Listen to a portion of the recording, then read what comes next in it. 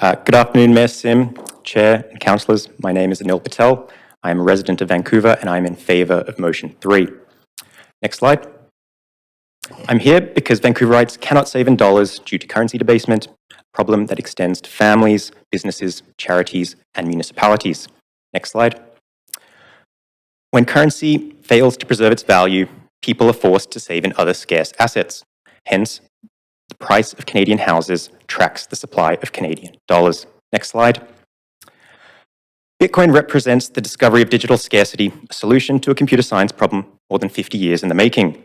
On the left, you will see Bitcoin's predetermined supply schedule, and on the right, the price of one Bitcoin denominated in Canadian dollars. Next slide. So respectfully, Bitcoin is achieving what no politician can. It's solving housing affordability to those who denominate prices in it. No revolution required.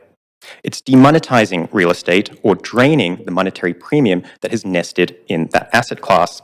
Next slide. In short, there is no preserving purchasing power without Bitcoin. Next slide. Bitcoin has been the best performing asset class 11 of the past 14 years. It has regulatory clarity from the CRA, the BCSC, and is even a required module to undertake the CFA Level 1 exam. Every fiduciary has a responsibility to understand it. Next slide. Now, the most common criticism levied against Bitcoin is its short-term volatility. I'd like to read a quote from Fidelity's Digital Assets Group. When evaluating Bitcoin's historical performance in a portfolio, it is most intellectually honest to use multiples of 4-year timeframes, end quote. That's what this chart depicts. It's Bitcoin's 4-year moving average in log scale. What you'll realize, it's not boom and busts.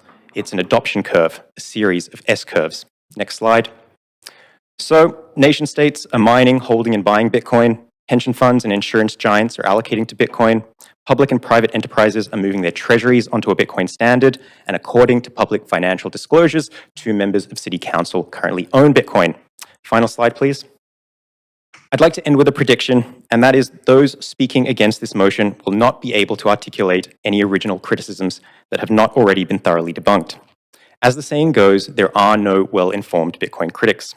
Hence, it is prudent for the City of Vancouver to consider Bitcoin as part of its ongoing Treasury strategy should a supportive provincial and federal government emerge. Thank you very much for your time. Thank you. Thank you, Anil.